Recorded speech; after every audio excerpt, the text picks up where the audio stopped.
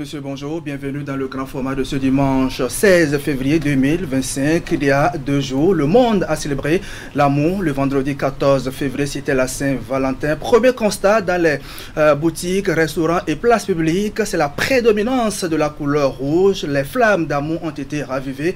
L'instant d'une journée, le grand format revient sur cette célébration sous un autre angle avec cette question: comment les gardiens de la tradition perçoivent-ils la façon dont la Saint-Valentin est célébrée aujourd'hui? Sommes-nous en présence de la promotion de la dépravation? C'est un haut dignitaire qui nous répond sur ce plateau. Sa Majesté Djouma Mousso est bologue et tradit praticien. Après lui, on parlera sécurité, focus sur le rôle et la responsabilité des leaders religieux dans la lutte contre le terrorisme au Bénin. Comment peuvent-ils aider à renseigner les forces armées béninoises dans leur mission de défense de l'intégrité du territoire? On en saura davantage avec El Hadji Yakoubou Malahosso, président de la fondation qui porte son nom. Les responsables de la fondation, porteurs d'un message de paix, font le tour de quelques mosquées de la partie septentrionale du Bénin. De la magie sur le plateau du grand format, c'est ce que nous vous proposons ce dimanche. Franck Lamagie sera avec nous juste après le décryptage de l'actualité nationale. Vous aurez droit à des démonstrations très intéressantes. Rendez-vous à ne pas rater. Mesdames et messieurs, merci de nous préférer pour vous informer tous les dimanches quand il sonne 13h. Si vous êtes prêts, eh bien le grand format c'est parti.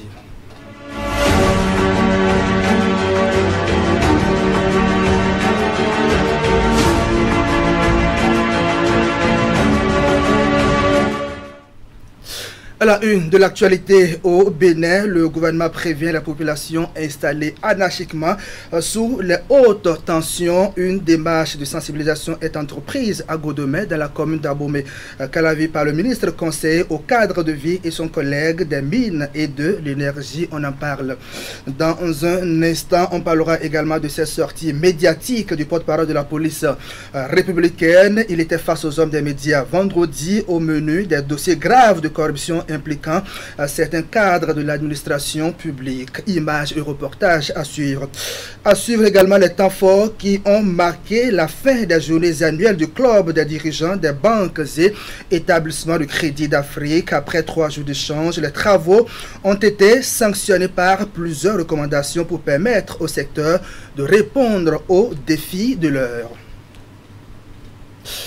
Le journal pour commencer. L'installation anarchique sous les hautes tensions constitue un gros danger pour les populations. Le gouvernement s'inscrit dans la prévention pour éviter toute situation d'électrocution.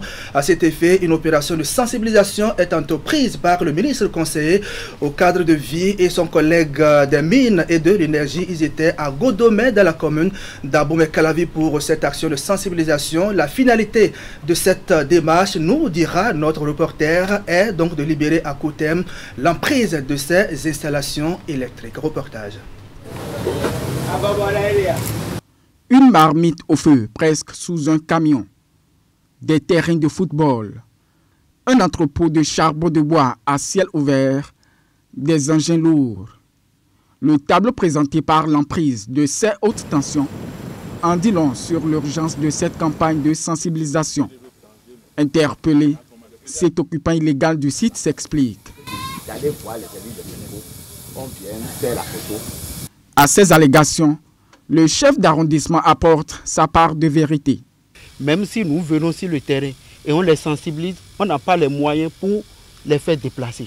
Sinon, tous les jours que Dieu fait, même le commissaire peut en témoigner. On procède tous les jours à la sensibilisation. In fine, l'opérateur économique salue la démarche du gouvernement. Le ministre nous a mis à l'aise, il a discuté avec nous, il nous a convaincus sur le danger que nous courons. Arpentant le site à pied, Jacques Ayadi et Romaric Ogoualé ont également sensibilisé, entre autres, garagistes, soudeurs, vendeuses de nourriture, joueurs de football, commerçants. Le ministre conseiller, il n'a pas tort parce que le fait de jouer sous la haute tension, bon, ça crée beaucoup de problèmes. Bon, il nous a déjà éclairci les dangers que peut encourir. En fait, notre délégation ira auprès du délégué et on va lui dire, il va nous aider à aller voir le CA et les mesures à prendre vont suivre. Au terme de l'opération, les autorités en rappellent les objectifs et affichent leur satisfaction.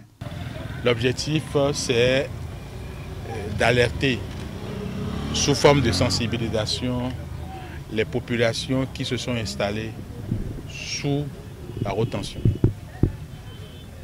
Vous avez vu ça avec nous, elles ne sont pas en sécurité. Le premier danger, c'est l'électrocution, c'est les cancers.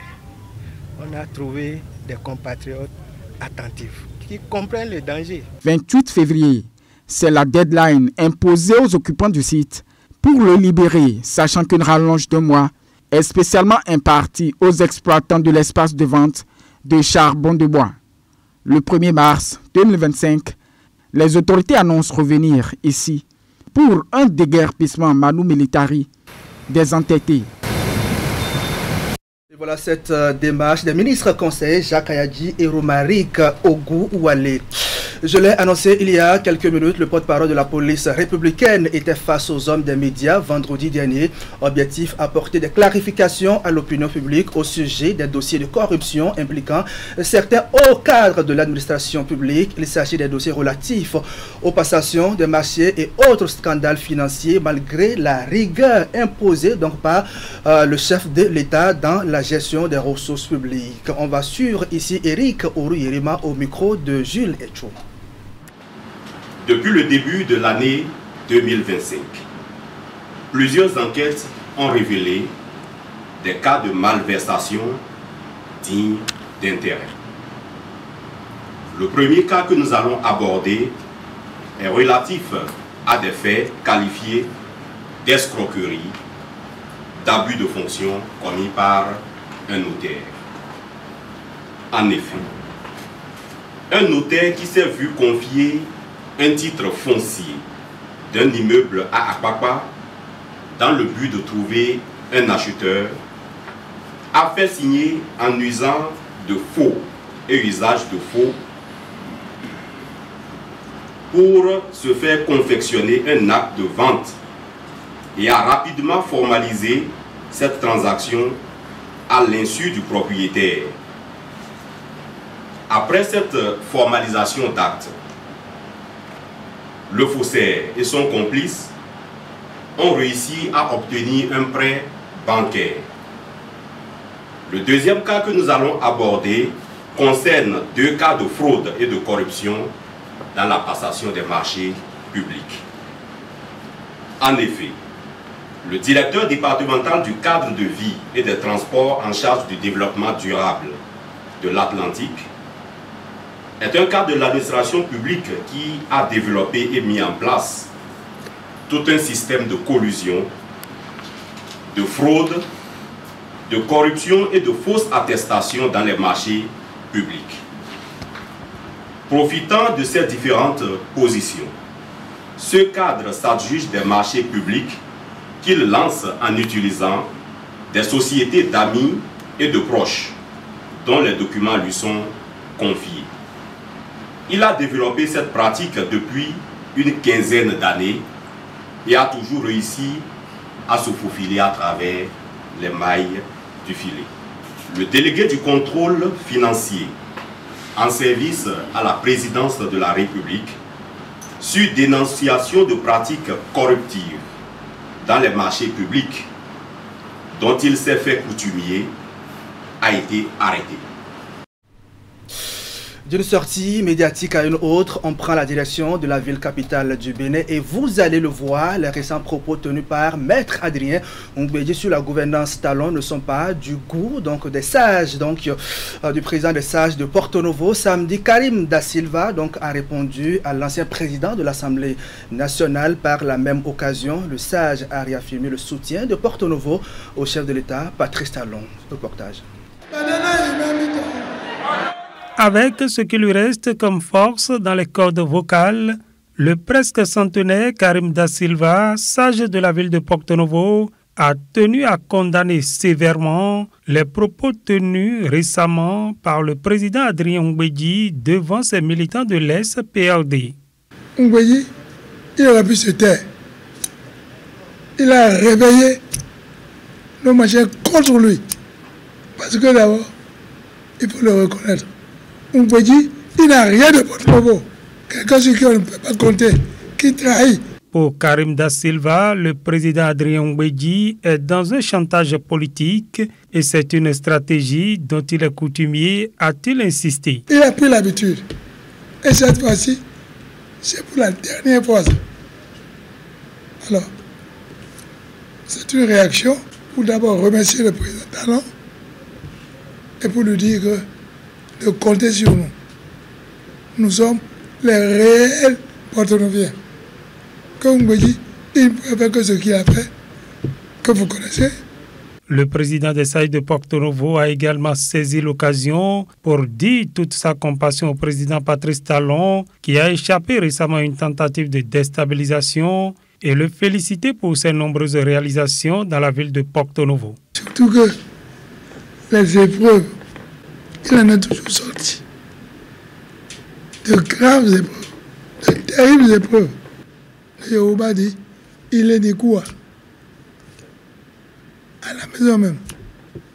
Alors, s'il a survécu, il ne survivra longtemps. Nous souhaitons que ce qui a commencé, qui est énorme, puisse continuer. Talon a trop fait. Il a transformé Porto-Novo. Si vous allez vers Ménédionou, la nuit, si une aiguille tombe, vous allez la pouvoir la prendre. Alors, que dire?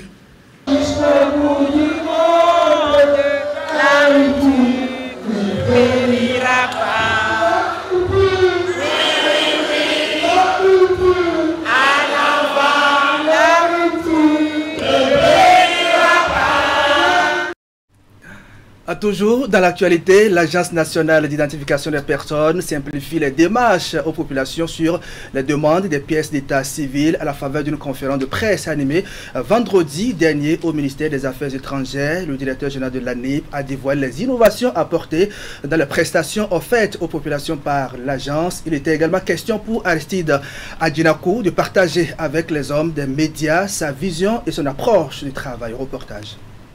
Pour améliorer la satisfaction. Cette sortie médiatique du directeur général de l'Agence nationale d'identification des personnes, ANIP, vise deux objectifs fondamentaux. Partager avec les professionnels des médias sa vision, sa stratégie de fonctionnement et lancer de nouvelles applications innovantes, à savoir ANIP BJ et la plateforme e-service.anip.bj. Notre objectif, c'est de nous assurer que la problématique de l'identité et des faits d'état civil soit une aventure simple pour tous les citoyens. Les journalistes ont eu droit à des démonstrations de sollicitation des services de l'ANIP.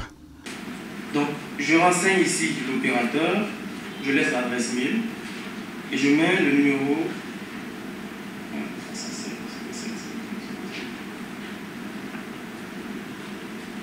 de paiement, je déclenche le paiement. Bon, laisse ça en même.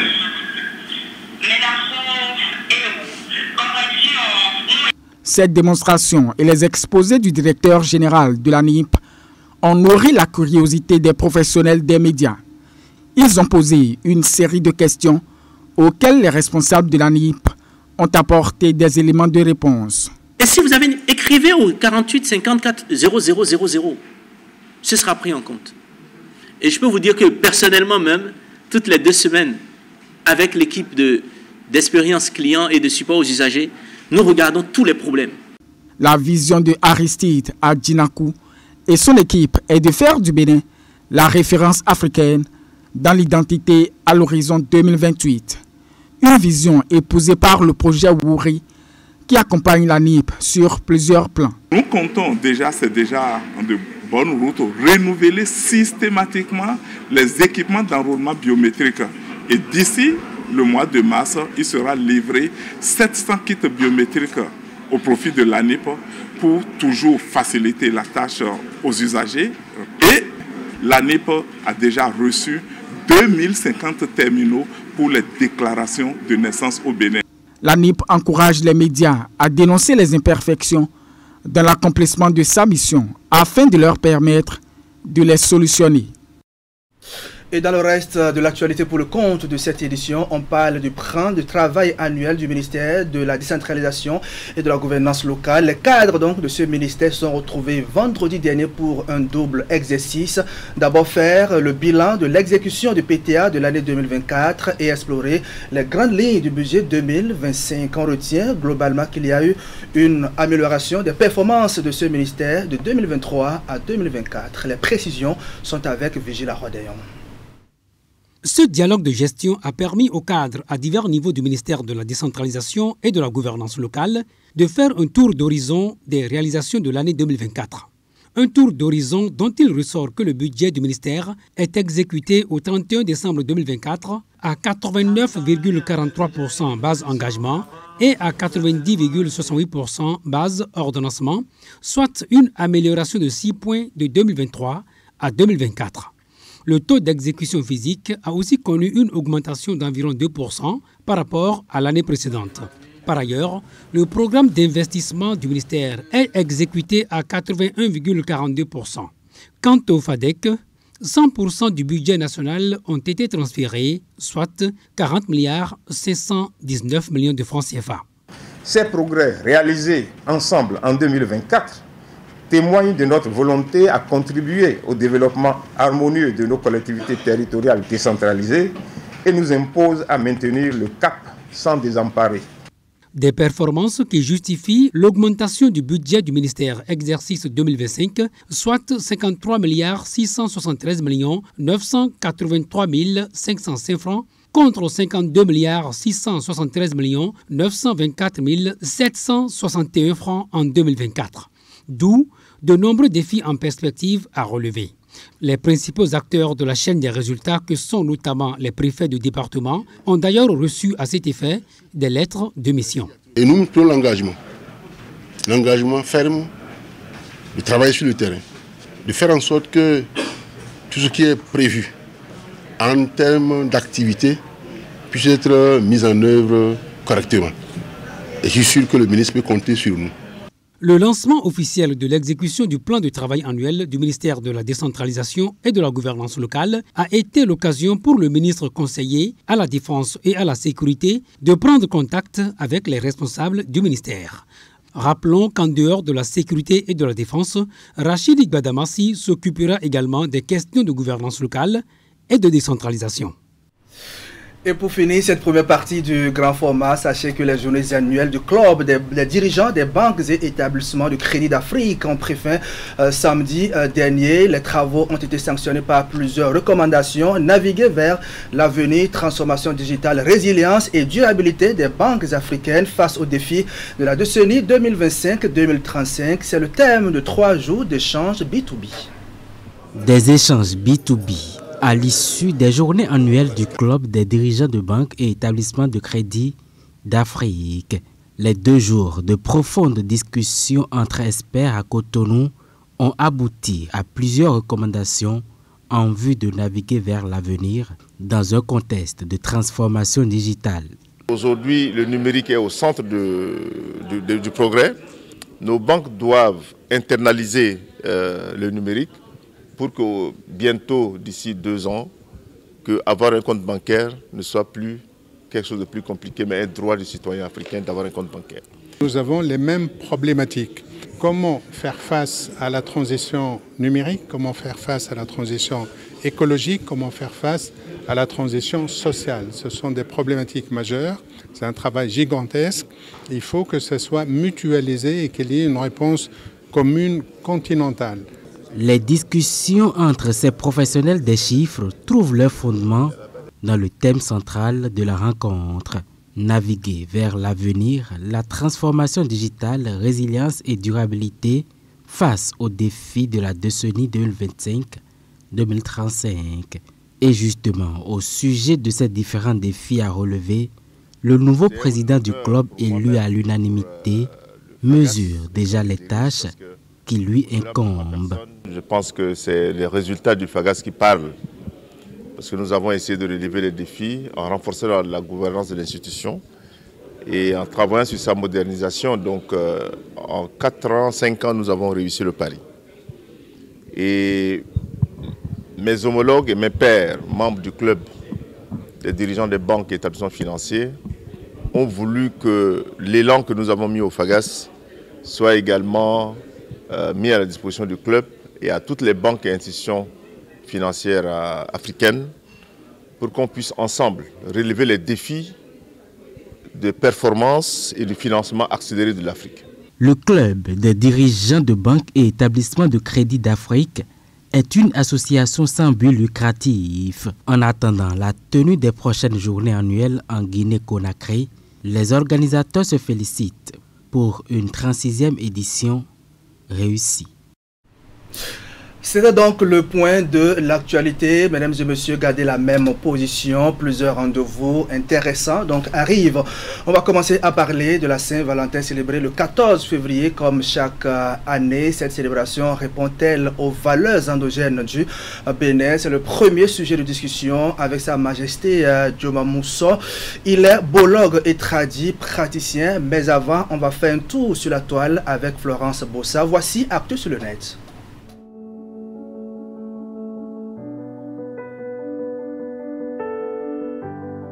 Le lundi 10 février 2025, au quartier Zoka à Bomekalavi, une adolescente de 16 ans s'est jetée dans un puits de 40 mètres de profondeur environ, après que son téléphone portable lui a été saisi. Ce téléphone lui aurait été offert par un homme à l'insu de ses parents. Les secours ont réussi à la sauver, mais elle a tenté de se jeter à nouveau dans le puits pendant l'opération de sauvetage. Elle a été transportée d'urgence à l'hôpital de zone d'Abomey-Calavi pour recevoir des soins.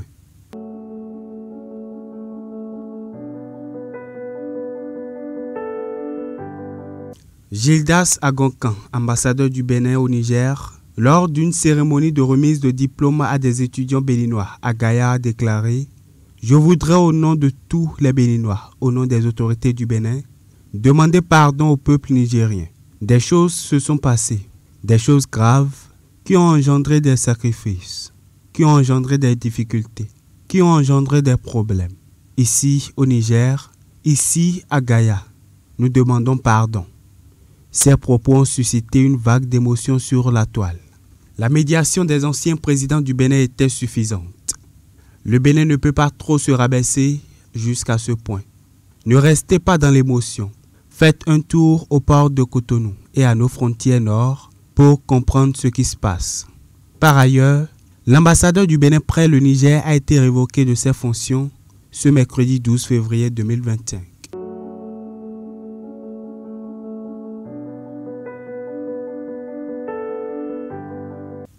L'autre actualité cette semaine est aussi celle relative au meeting du parti Les Démocrates. Ils ont dit avoir été empêchés par la police républicaine de tenir leur meeting ce dimanche alors qu'ils avaient demandé et obtenu des autorisations nécessaires à Abomey-Calavi. Avant le meeting d'Abomey-Calavi, ils avaient déjà été empêchés de faire leur activité aux Agégués et à Ndali. Ce énième empêchement a fait réagir les internautes. Selon le maire d'Abomey-Calavi Angelo Arwandinou, les démocrates devraient réintroduire leur demande de tenue d'activité parce qu'elle posait un problème de lieu et par conséquent ne garantit pas la sécurité. Le maire a confié qu'ils sont partis mais n'ont plus repris la demande puisqu'il n'a rien reçu sur la table pour signature. D'autres internautes ont également réagi. Il faut changer certainement de stratégie maintenant. Le pays n'est pas la propriété d'aucun clan ou d'une chapelle politique. L'opposition béninoise bavarde un peu trop déjà, qu'ils défendent plutôt l'intérêt. Cette interdiction constitue une atteinte aux libertés et droits fondamentaux, notamment aux droits de réunion et d'expression garantis par notre Constitution et les instruments internationaux de droits de l'homme auxquels notre pays a souscrit. Les droits fondamentaux, notamment celui de manifester et de se réunir, d'animer la vie politique de notre pays doivent être respectés. Les démocrates ne sont pas les ennemis du gouvernement. C'est normal que dans un pays de droit, qu'il y ait opposition, mais les démocrates doivent chercher une stratégie commune, unifiée afin de combler les attentes du peuple. L'artiste Praouda à l'état civil Éric Romain Hendeji a été conduit dans sa dernière demeure ce 8 février 2025. Des dispositions ont été prises pour rendre un hommage mérité à cet artiste qui a marqué les esprits de son vivant à travers ses chansons notamment à Tinwe Adomian, La communauté artistique et ses fans ne ménagent aucun effort pour rendre un hommage digne à l'artiste. Il faut souligner que l'autopsie annoncée en temps n'a plus eu lieu. Le plus important selon les familles est de faire taire les divergences pour se consacrer à l'inhumation de l'artiste.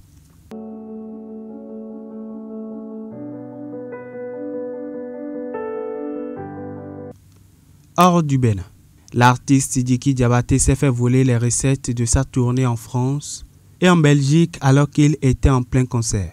Les voleurs seraient allés au domicile de sa sœur où étaient les sous et sont partis avec. On parle d'environ 120 millions de francs CFA.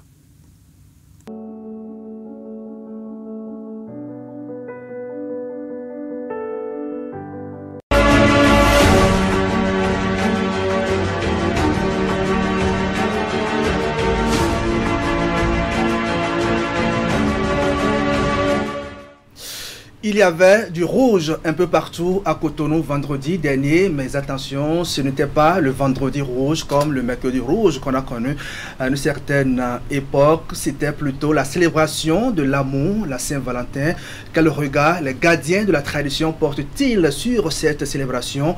Nous avons sur ce plateau un bologue et tradit praticien. Majesté Djouma Mousso, bonjour. Bonjour mon cher ami Boukari. Alors vous êtes haut dignitaire, ministre chargé de la promotion des valeurs culturelles et endogènes au Palais Royal d'Angoli, chercheur, écrivain et président de l'organisation des intellectuels traditionnels du Bénin. Bienvenue sur le plateau du grand format. Alors vous, comment est-ce que vous définissez l'amour? Bon, d'entrée de jeu, je voudrais faire comprendre que la vie n'est pas une série d'événements isolés. Nos intentions, nos pensées et nos actes ont des connexions. La vie est un réseau d'interconnexions où nos actions, nos pensées, nos intentions ont des répercussions. Alors, l'amour n'est rien d'autre que l'émission de vibrations, en quelque sorte, d'un être vivant vers un autre être vivant dans une manifestation d'affection, alors où la tentation de vivre en symbiose commence par s'opérer. Alors, ce sentiment est qualifié d'amour et, je crois, s'est cristallisé à travers les païens et aussi les croyants. Alors, on appelle païens ceux qui ne croient en aucun Dieu. Bien sûr, oui. Alors, parlant de la Saint-Valentin, c'est une fête inventée par la communauté chrétienne. Alors, qui parle de la chrétienté, parle de la religion. La religion n'est rien d'autre que l'ensemble des dogmes et des pratiques spirituelles qu'on peut adopter pour faire connecter son âme à Dieu, d'où religare. Alors, la Saint-Valentin est une fête qui est inventée et qui provient de la religion chrétienne. Partant de ce principe, nous allons dire que cette fête n'est pas d'origine africaine. C'est une fête qui a été pratiquement adoptée, imposée par la culture occidentale aux Africains, donc par les Africains. Alors, généralement, quand on parle de fête chez nous, lorsque j'utilise un terme un peu péjoratif de agor, agor en fond signifie grenier. Minadou agor signifie nous allons manger le grenier. À la fin de toute saison, je crois qu'on essaie d'amasser en matière de réserve les cultures et tout ce que nous avons comme céréales et autres dans un grenier. Et quand la prochaine saison s'approche, on dit nous allons manger le grenier pour laisser place à la future récolte. Alors, dans ce sens, nous allons parler de fête. On parlera, fête signifie liquidation. Alors, la religion chrétienne a créé, comment on appelle, la Saint-Valentin pour consolider des foyers, pour consolider des couples, pour faire renouveler les désirs, les affections et les projets de vivre ensemble. Alors, partant de ce fait, derrière toute obédience religieuse, il y a toujours un business. Oui. Alors, cette fête n'a pas de fondement dans la religion endogène, n'a pas de fondement dans notre culte endogène, n'a pas de fondement dans nos traditions endogènes. Alors, mais tout peuple observe un brassage culturel. Et de ce brassage culturel est née l'adoption de la Saint-Valentin qui constitue une fête. Et derrière cette fête se retrouve une bactérie de business. Oui. Alors, il y a tout ce qui est objet produit dans l'industrie des Occidentaux qui se vend, qui se distribue. Alors, c'est de l'événementiel créé. Mais derrière cet événementiel-là, c'est un pôle économique parce qu'il y a une batterie d'industrie qui se crée. Et le colonisateur a créé cette fête pour faciliter la distribution de toute forme d'objets pouvant servir à agrémenter ou à meubler cette journée pour témoigner ses sentiments à son partenaire. Et justement, la façon dont la fête est, on va dire, commémorée, donc notamment en Afrique, au Bénin, par les jeunes, comment est-ce que vous la percevez? Bon, je crois que cette fête, d'abord, quand je vous le disais, ça n'a pas de fondement chez nous. D'accord. C'est une adoption. Alors, tout ce qui est adopté n'est rien d'autre que de nature à dénaturer, du moins, expliquez-moi, excusez-moi le pléonasme, ce qui existait. Alors, nous constatons que ces fêtes-là ne se limitent qu'à des échanges de cadeaux, à des renouvellements de vœux, d'accord. Mais concrètement, en dehors du facteur économique que ce fait offre aux entreprises, aux industries qui vendent les cadeaux un peu par-ci, par-là, est-ce que ça agit réellement sur la morale? C'est un gros point d'interrogation. Parce qu'il n'est pas rare de voir des gens, par exemple, se disputer sur l'absence de cadeaux en ces journées. Là, dans ce cas, c'est que la fête commence par être vidée de son essence, de sa valeur réelle. Par exemple, vous allez constater dans certains foyers, parce que, bon, le monsieur n'a pas pu acheter un cadeau pour donner à sa femme, ça devient la source des problèmes. D'accord. Oui. D'autre part, alors, d'autres personnes qui ont leur foyer déjà en stabilité, qui offrent ce cadeau-là, réveillent l'appétit, réveillent l'intention malveillante de jalousie de part et d'autre. Parce que si dans votre foyer, vous êtes en location, et vous voyez par exemple votre voisin qui vient avec des fleurs, des cadeaux, qui vient l'offrir à sa femme, vous voyez ce que ça réveille chez nous, dans votre foyer. Donc, cette fête peut être à l'origine de la dislocation de votre foyer. Alors, c'est pour dire que ce n'est pas une fête qui est adaptée à notre culture. Parce que, non seulement, ça crée des problèmes, ça réveille des intentions de jalousie, mais ça ne favorise que ceux qui l'ont inventé. La nature même du cadeau que les partenaires s'offrent, quand vous offrez un pot de fleurs à un partenaire, est-ce qu'il il peut comprendre l'importance du geste que vous faites, ou carrément il faut avoir des objets de valeur? Est-ce que la fête, à sa création même, a instauré le cadeau? Non. La fête n'a pas instauré le cadeau, parce que Saint-Valentin priait pour des gens, d'accord, et les gens trouvaient de satisfaction, de bénédiction, et au retour, il leur offrait une fleur, d'accord, et cette fleur, en retour, eux l'offraient à leur, comment on appelle, à leur conjointe. C'est pour dire que Saint-Valentin, si les mots s'écrivent de la même manière depuis l'Antiquité, ils ne comportent plus les mêmes réalités.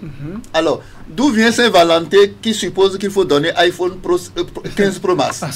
D'accord. Je pense que les jeunes sont en train de prendre conscience donc de la façon dont la Saint-Valentin est célébrée. Avant de poursuivre notre entretien, on va marquer une pause pour suivre ce reportage sur la célébration de la Saint-Valentin. Est-ce une période risquée pour les jeunes?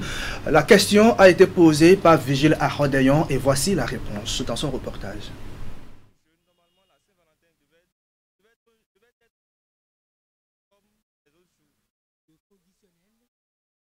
Ici par Conrad montre que la réalité est tout autre dans la pratique. En dehors du fait qu'elle est célébrée le 14 février de chaque année, ce qui lui confère d'ailleurs son caractère spécial, la Saint-Valentin est de nos jours de plus en plus détournée de son sens originel. La célébration de l'amour et de l'affection en faveur d'un ami, d'un frère ou de membres de sa famille. Lorsqu'on dit la Saint-Valentin, elle exprime beaucoup de choses, mais les jeunes pensent que c'est une fête de débauche, une fête où on ne réfléchit pas Et les jeunes se lancent très souvent à des jeux, je vais dire à des jeux, et s'offrir à beaucoup de choses. Nos jeunes aujourd'hui pensent que s'il y a la Saint-Valentin, c'est le sexe. Non. D'abord, c'est l'amour. L'amour, terme autour duquel s'anime la controverse liée à la signification de la Saint-Valentin. Aujourd'hui, cette fête peut être célébrée de différentes manières. Certains lui donnent une connotation sexuelle, en l'occurrence les jeunes, qui, en se lâchant le temps d'une soirée, peuvent s'exposer à d'énormes risques. La plupart de nos adolescents ne comprennent pas le vrai sens de l'amour. C'est comme quelqu'un qui a suivi ses camarades pour aller à la plage. Il voit ses camarades nager. Et ça lui plaît, il dit, ah mais c'est bon, il sait nager, moi-même je vais essayer. Oh, il n'a jamais appris à le faire. Donc il faut apprendre à aimer. Et apprendre à aimer nécessite de temps, de disponibilité, de sacrifice, nécessite de soumission. À chaque édition de la Saint-Valentin naissent souvent des relations amoureuses sans aucune fondation solide. Des relations sans lendemain, nées d'une impréparation totale, engendrant du coup des divorces et des déceptions au sein des jeunes couples. S'il y a quelque chose à leur demander, c'est de pouvoir aller à l'école des grands ou à l'école des sages pour apprendre à connaître et à vivre effectivement ce que c'est que l'amour afin de pouvoir mener les pas qui s'imposent. Il n'est donc pas important d'aller au-delà de ces moyens. Exiger des présents et des dons, notamment en ce qui concerne les jeunes filles, pour être en retour obligé de faire quelque chose contre son gré et par conséquent briser ses rêves d'avenir. Voilà donc pour ce reportage signé Vigile Arodey. Un retour sur ce plateau avec notre invité, Majesté, réaction. D'abord, je voudrais d'abord vous féliciter pour ce Vox Populiste, d'accord, qui illustre à merveille cet état de choses que nous sommes en train de commenter. Alors, loin de dire qu'effectivement c'est une fête civilisationniste, c'est pour vous dire que quand vous avez regardé, observé le Vox Populiste, qu'est-ce que vous avez regardé comme objet qui est produit chez nous ici? Vous avez constaté que ce sont ceux qui ont créé leur fête célébrée tous les 14 février, qui ont inventé les parfums, les objets qu'il faut pour agrémenter la fête. Alors, dans notre culture, par exemple, bon, quand je fais un clin d'œil à la culture d'Abomey, on parle du Naha. Naha. Et au nord, parfois, on parle de Saranya, parfois, ou bien de Foura, parfois. D'accord. Parfois, lors des cérémonies de dot et de connaissance des parents et autres, il y a des étapes qui arrivent où on essaie de faire, comment on appelle, la bouillie, dans laquelle on met du lait et autres, ou des boissons de chez nous, où la femme donne à son mari. C'est déjà de Saint-Valentin. Mais moi, je suis désolé, lorsque je constate que une fête civilisationniste, une fête qui vient seulement que profiter à la production intérieure brute d'un autre pays, d'une autre nation, d'une autre culture, n'a rien de positif à apporter sur le plan économique au Bénin. Maintenant, en matière comment on appelle, de satisfaction, des objectifs de la fête même, vous allez constater que aller à fête Saint-Valentin ou célébrer Saint-Valentin à sa copine ou à sa femme nécessite des moyens onéreux aujourd'hui. Et quand on n'en a pas? Et quand on n'en a pas, c'est qu'on est stigmatisé. D'accord. On est stressé. Hein, voilà. C'est pourquoi je disais que si la Saint-Valentin s'écrivait tel qu'on le voit écrire depuis l'Antiquité, il ne contient plus les mêmes réalités. Et de jour en jour, vous allez commencer par constater que cette fête, nous allons la réorienter. Et quand on invente une fête, derrière cette fête, il faut qu'il y ait des retombées économiques. Et la fête ne profite que à ceux-là qui l'ont inventée. Et les Béninois, nous devons prendre conscience et faire recours. Je n'ai pas dit retour. Je dis recours à nos valeurs culturelles et endogènes. Nous avons notre manière par laquelle nous arrivons à célébrer l'amour. C'est de quelle manière on peut le faire aujourd'hui avec l'évolution, on va dire, du monde? Comment est-ce qu'on le fait? Non, quand le monde évolue, cela ne veut pas dire abandonner, d'accord, ces pratiques ancestrales et importer d'autres pratiques ancestrales. Il faut les améliorer. Alors, si Saint-Valentin se célèbre aujourd'hui ainsi, mais qu'est-ce qui empêche les gens de demander, de confectionner de belles tenues cousues dans notre tradition, tissées dans notre tradition? Qu'est-ce qui empêche les gens, par exemple, que le Peul qui veut célébrer Saint-Valentin à son époux essaie de choisir une canne beaucoup plus moderne, restant dans sa culture, en faisant plaisir, comment on appelle, à son conjoint. Donc c'est de cela qu'il est question. Donc, il y a un aspect important dans ce reportage de Virgile, c'est comment peut-on apprendre à aimer? Non, l'amour, je crois que moi, je pense que quand vous avez expliqué, vous avez appelé le truc par cette phrase-là, c'est mieux fondé. Il vaut mieux dire à une femme, je voudrais apprendre à t'aimer, que de lui dire, je veux t'aimer. Oui. Parce que lorsqu'on rencontre une personne, et tout de suite on lui dit, je t'aime, je crois que c'est un désir enclin à la sexualité, c'est une attirance physique. D'accord. L'amour réel ne s'installe que après, comment on appelle, un rapport d'échange, d'amitié et de partage, comment on appelle, de vie quotidienne.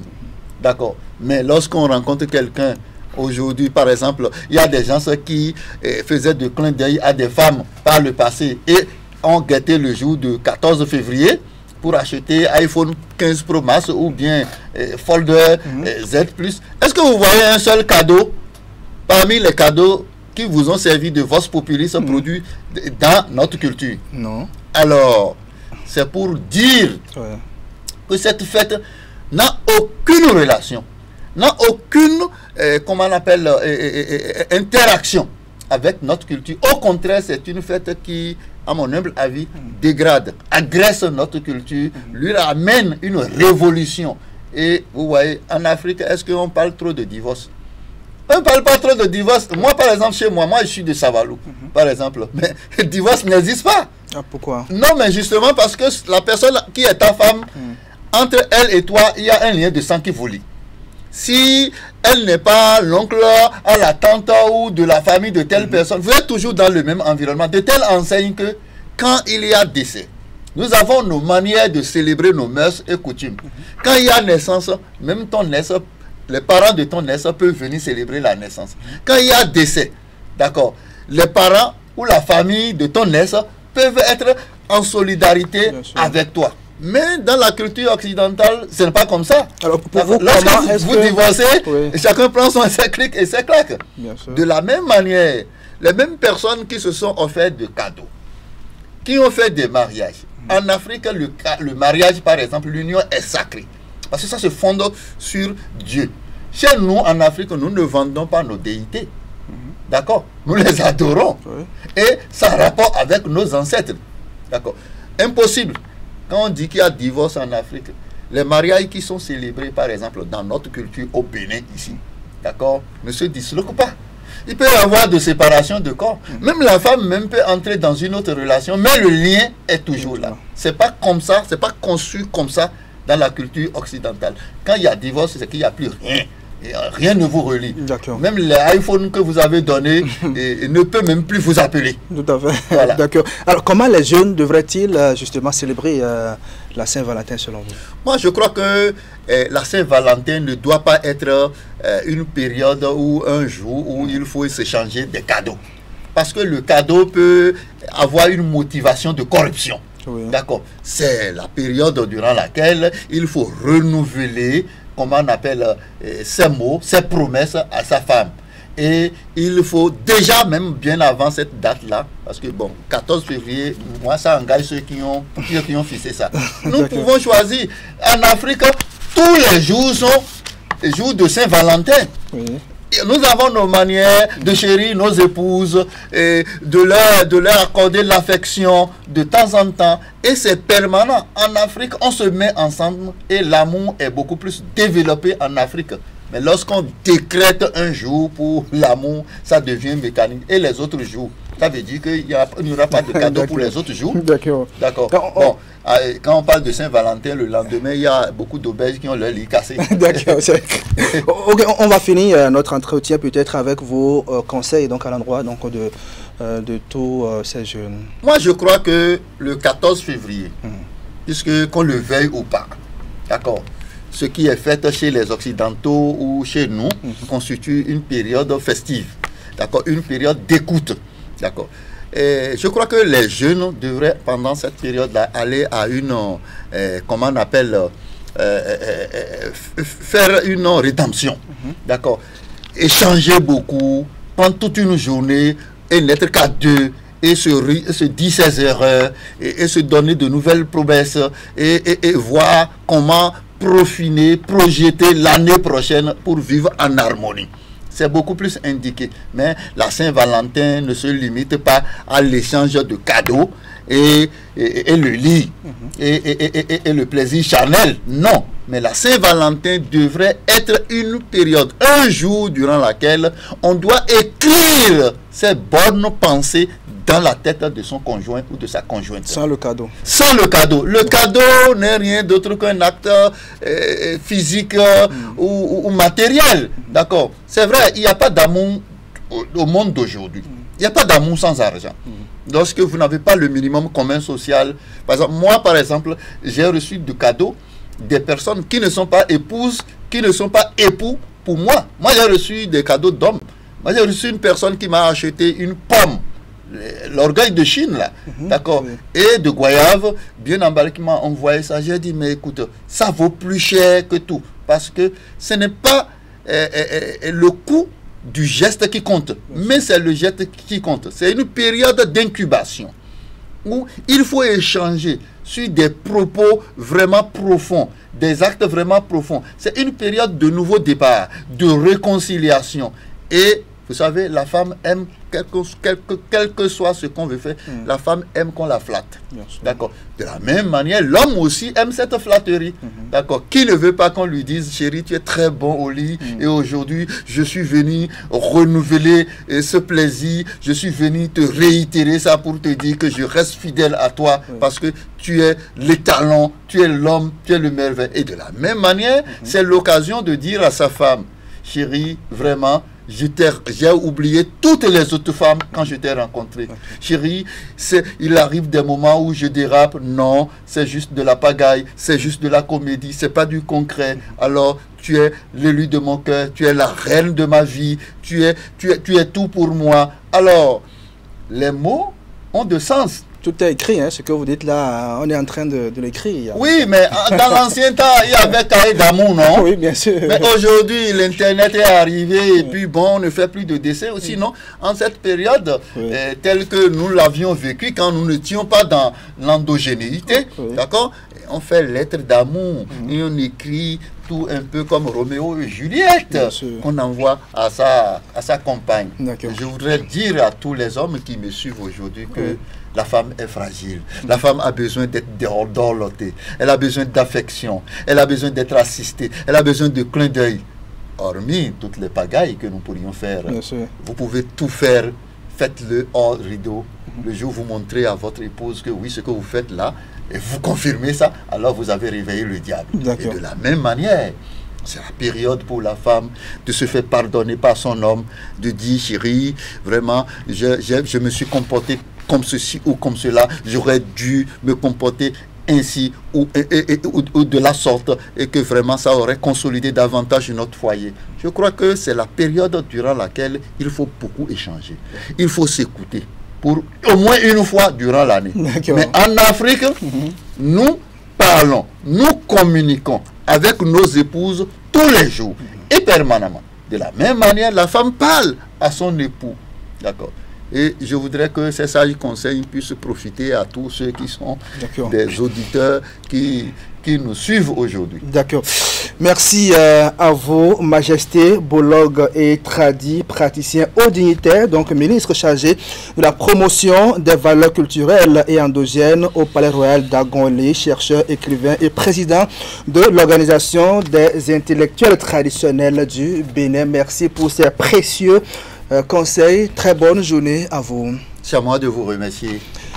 Et il faut être en sécurité pour vivre l'amour. Mesdames et messieurs, restez avec nous. On va changer de sujet pour parler du rôle et la responsabilité des leaders religieux dans la lutte contre le terrorisme. Le président de la Fondation Malahoussou nous rejoint juste après cette courte pause.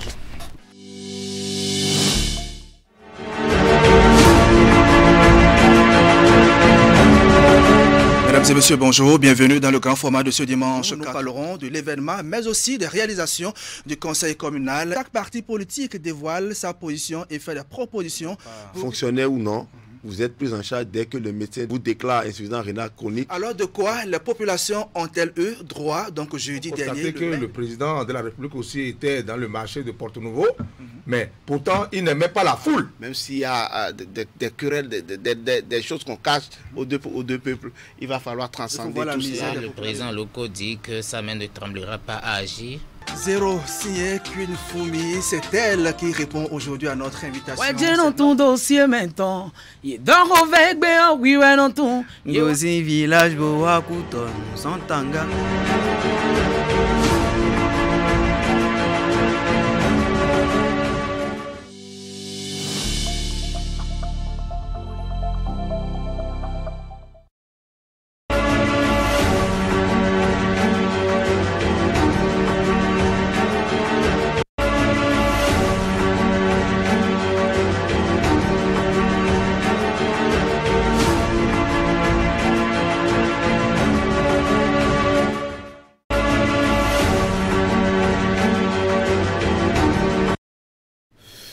Retour sur le plateau du grand format, mesdames et messieurs. Si vous venez de vous asseoir devant votre poste téléviseur, sachez que vous êtes à votre rendez-vous de tous les dimanches, le grand format sur Canal 3 à Bénin. C'est le moment de recevoir le deuxième invité qui vient de s'installer, El Hadji Yakubu Malerosso. Bonjour. Salam alaikum. Alors bienvenue sur le plateau du grand format. Vous êtes le président de la fondation Malerosso qui est en tournée en ce moment dans les mosquées de quelques localités de la partie septentrionale du Bénin. Pourquoi cette tournée? Merci beaucoup. Je salue tous ceux qui sont en train de nous suivre en ce moment. Effectivement, nous nous sommes déplacés avec une forte délégation des membres de la fondation Malerosso. Parce qu'il y a des parents, des enfants qui nous ont appelés par l'intermédiaire des imams pour dire que les enfants sont en train de voyager. Et ces parents-là ne connaissent pas la destination de ces enfants. Ils ont peur parce qu'on parle de terroristes. Les terroristes n'ont pas de couleur, ils n'ont pas de race. Est-ce que ce ne sont pas nos enfants qui sont recrutés? Et c'est pourquoi nous nous sommes déplacés pour aller sur le terrain. Nous avons parcouru toutes les communes de la Ribori et du Borgou. Ensuite, quelques arrondissements. D'accord. Et quel est le message que vous portez à chaque fois quand vous rencontrez sa population? Oui, et le premier message, bon, avant de commencer, je tiens quand même à remercier ceux qui nous ont facilité la tâche à aller là-bas. Il y a le président d'honneur de la fondation, El Hadji Karim Da Silva, en plus son adjoint, Hadji Moniro de Zongo. Ensuite, nous avons reçu plusieurs Corans, plusieurs exemplaires de Corans. Et ces Corans, nous avons essayé de les rassembler. C'est beaucoup, plus de 2000 exemplaires.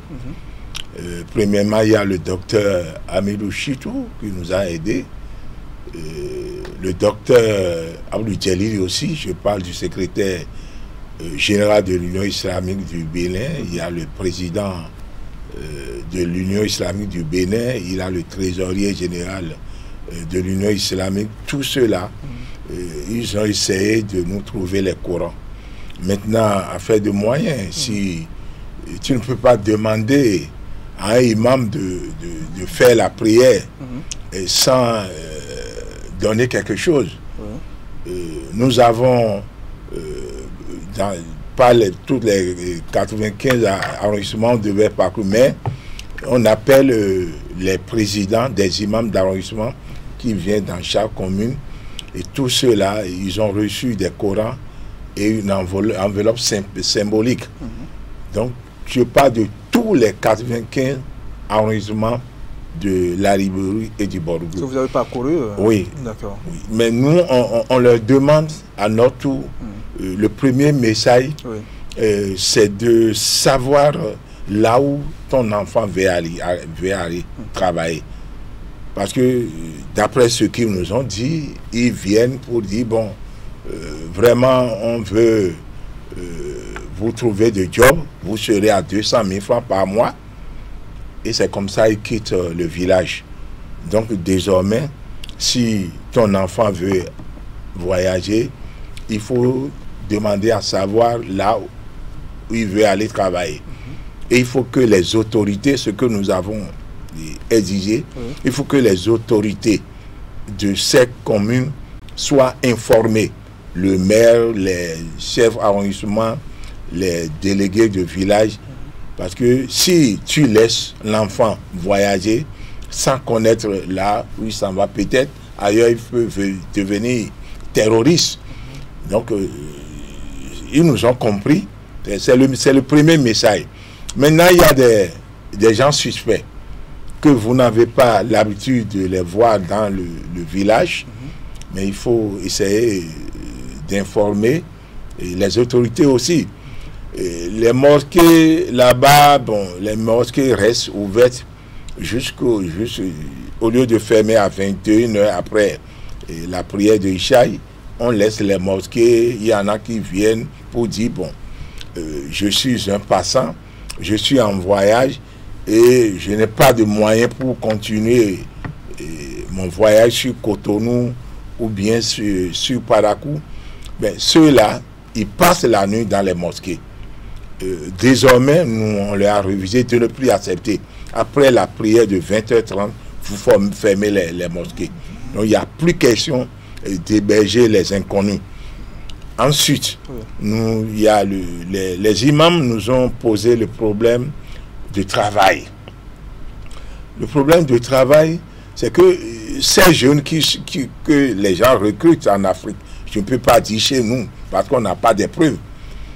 Mais c'est des gens qui ne travaillent pas, ils n'ont pas de job et on leur propose de job. Mais nous, avant de faire cette tournée, nous avons rencontré M. Amegbedji, le directeur général de l'ANPE, je crois, qui est chargé de gérer le projet à Zoli. Et il nous a assuré pour dire que désormais dans les mairies, il y aura une liste qui serait là et que si les jeunes qui n'ont pas d'emploi, ils viennent s'inscrire. Même si tu veux apprendre un métier. Pour éviter qu'ils sortent donc en dehors de ça aussi, ceux qui ont des diplômes, ils vont sur leur portable PSI à Zoli. Je crois qu'il y a les formalités et que si vous arrivez à remplir ces formalités, vous allez travailler. Et Amegbedji nous a assuré, mais même à Glodjigbe, s'ils trouvent 2000 aujourd'hui, manœuvres, ils sont prêts à les engager, les former.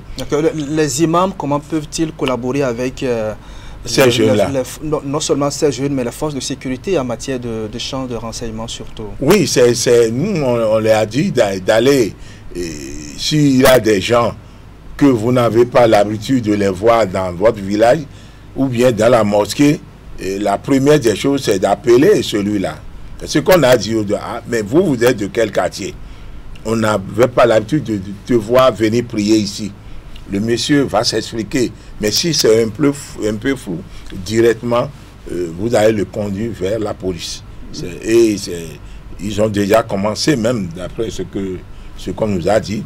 Donc, tous ceux qui ont l'habitude de passer la nuit dans les mosquées, dans les deux, Borgou et Alibori, je crois que c'est interdit. D'accord. La Fondation Malahosou, c'est aussi les non-musulmans. Pourquoi est-ce que cette démarche vise seulement les imams? Oui, et comme vous le savez, la Fondation Malahosou est composée des musulmans et des non-musulmans. Le message que nous avons essayé d'apporter en connaissance de ces imams, ça concerne tout le monde.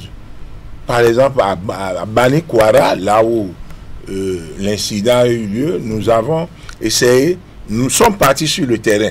Les gens nous ont dit il ne faut pas aller. Mais je remercie, je passe par ici pour remercier le chef d'état-major. Vous êtes allé faire quoi? C'est pour les sensibiliser. D'accord. Et voir le lieu, là où l'incident, nous sommes partis sur le terrain. Et on a rencontré les militaires pour les encourager. C'est nos enfants. Ouais. Et si nous restons ici pour dire non, on ne peut pas partir là-bas, sinon on va nous tuer. Non.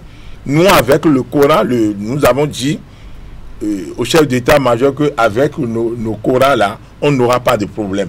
Nous voulons partir là-bas, leur distribuer de Coran aux imams et ensuite encourager les militaires. Parce qu'ils sont sur le terrain. Il faut les encourager. Bien vrai, beaucoup de personnes n'auront pas ce courage. Mais à Bani Kouara, nous avons rencontré les fidèles et les non-musulmans aussi. Il y a des non-musulmans à Bani Kouara. Et ce message a été porté à leur intention. Et tous ceux-là, ils ont décidé de nous aider. Et que s'il y a on parle de terroristes. Bien vrai, il y a des musulmans et des non-musulmans. Justement, ces actes sont posés au nom de la religion musulmane, alors qu'on sait que l'islam, c'est une religion donc de paix, d'amour et de cohésion sociale. Comment vous expliquez que ce soit au nom donc, de cette religion que ces actes de barbarie sont commis? Et c'est ça que nous sommes partis expliquer. Parce que si nous, les musulmans, nous restons tranquilles pour ne pas agir, ça va rester sur notre conscience. Parce que les gens qui veulent égorger là, on dit là, Allahu Akbar. Non, c'est quelque chose qu'on leur a appris. Ils ne sont pas pour moi, pour nous, s'ils ne sont pas des vrais musulmans.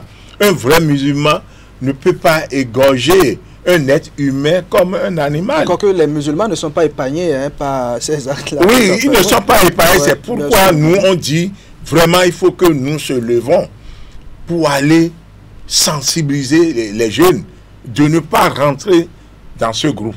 Parce qu'ils recrutent. Notre déplacement, c'est pour sensibiliser les jeunes, les musulmans et les non-musulmans. Et nous avons dit aux imams de faire tout possible, si possible même, nous on va donner des moyens et ils vont gongonner pour expliquer à leur population que si vous avez des gens suspects, il faut essayer d'aller informer les forces de sécurité publique. Et parlant de moyens, d'aucuns se demandent, la Fondation Malher Rosso trouve-t-elle l'argent donc pour mener ces actions, ces tournées de sensibilisation et tout? Qui est-ce qui finance les activités de la Fondation Malher Rosso? Où trouvez-vous l'argent? Oui, merci beaucoup. Je crois que les gens nous soupçonnent de tout. Et les ressources, premièrement, ça vient de la famille Malher Rosso. Et la famille Boniyara. Je parle de la famille Boniyara, ce sont mes frères. Je parle de Boniyara Karim, qui a des enfants, beaucoup d'enfants. Donc ce que moi aussi, j'ai beaucoup d'enfants, et mes frères, mes cousins, tous ceux-là cotisent. Si nous voulons aller à quelque part pour faire du don, c'est à partir de ces deux familles. Ensuite, nous avons des amis. Les amis de la fondation, par exemple, la fondation Setonji Luc Atropo, ça fait partie de nos amis.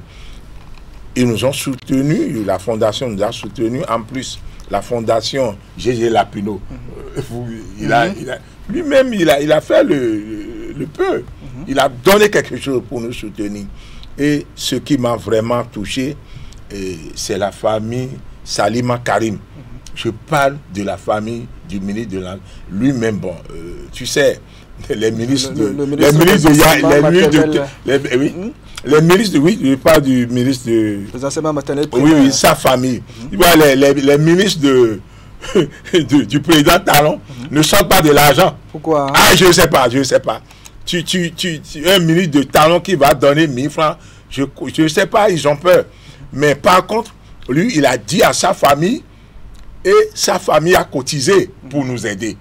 Donc si tout le monde peut agir comme ça, je crois qu'on aura la paix. La paix, nous, le voyage de la tournée que nous, on a fait, les opposants, les mouvanciers, tout le monde, ils sont restés ensemble.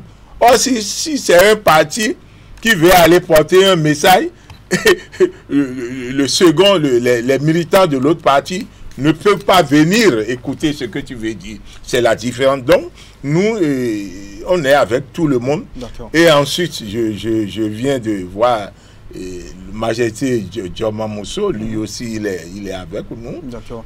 Alors, dans quelques mois, le Bénin va organiser les élections. De notre côté, il y a les soldats qui sont au front pour défendre l'intégrité du territoire national. Comment, selon vous, chaque citoyen peut-il contribuer justement au maintien de la paix?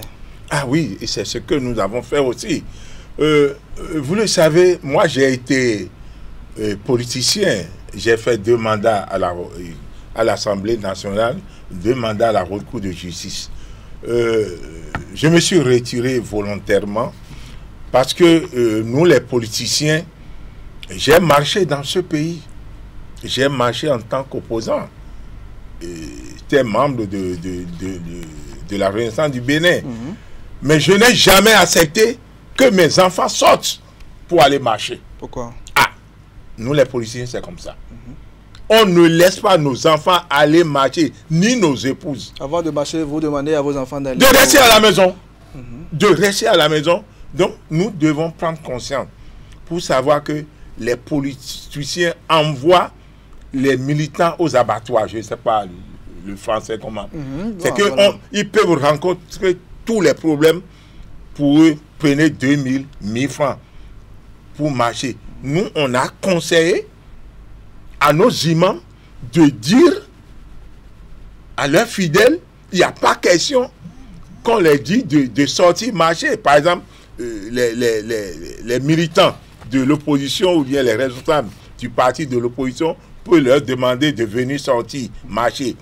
Les responsables de la mouvance présidentielle peut leur demander de venir sortir pour aller marcher, soutenir le chef de l'État. Non, il n'y a pas question. Vous ne devez pas sortir, restez chez vous. Parce que si vous sortez et s'il a des problèmes, demain, vous serez seul. Personne pour vous soutenir. Je crois que ce message-là, les gens nous ont compris. D'accord, on va finir avec votre message à l'endroit de toute la communauté musulmane, surtout sur cette question de la préservation de la paix. Oui, je demande pas seulement les musulmans, je demande à tout un chacun de cultiver l'amour de la paix. Parce que s'il n'y a pas la paix, moi je ne peux pas quitter ma maison pour venir vous rencontrer. Donc, et c'est comme ça que nous allons faire. Moi, je sais que les Béninois ont la crainte de Dieu. Celui qui a la crainte de Dieu ne peut pas dire qu'il va injurier son prochain. C'est dans les injures. Vous voyez les réseaux sociaux. L'information que quelqu'un avait passée depuis 5 ans, depuis 3 ans, on est en train de faire sortir cela. Pour gagner quoi? Cela veut dire que tous les Béninois n'ont pas la crainte de Dieu. Parce que c'est ça qui amène des scandales. Tu as insulté quelqu'un sur les réseaux sociaux, ce qu'il a fait depuis des années, c'est aujourd'hui, on est en train d'étaler cela, parce que les élections auront lieu d'ici quelques mois. Donc je demande à tout un chacun d'avoir la crainte de Dieu et de cultiver l'amour de la paix. Si vous voulez que ce pays-là marche, il faut qu'on prie. Laissez les injures, laissez les mensonges. Les gens sont en train de mentir sur les réseaux sociaux. Donc, tout un chacun de nous, ça nous concerne. Ce n'est pas moi seul, vous tous. Parlez à vos enfants. 2026, il ne s'agit pas de dire à quelqu'un d'aller marcher. Ce n'est pas bon. C'est ça qui amène. Parce que nous, on a dit de nos messages, on a dit aux imams de prier. Les incidents de 2019 et de 2021 ne doit plus se renouveler. D'accord. C'est notre souci. D'accord. Merci beaucoup, El Hadji Yakubu Malarosso, président de la Fondation Malarosso. Merci pour ce message de paix. On va dire bon dimanche à vous. Merci. Mesdames et messieurs, je vous rappelle qu'il y aura de la magie sur le plateau du grand format de ce dimanche. Franck La Magie va nous rejoindre dans une trentaine de minutes avec des démonstrations inédites à ne pas donc rater. Mais avant, nous allons installer Stéphane Achin Rossou pour le décryptage de l'actualité nationale. Il est analyste politique, rédacteur en chef du quotidien L'Autre Vision. Voici la revue hebdo de Asiongbo Kanyi Asiongbo qui va planter le décor.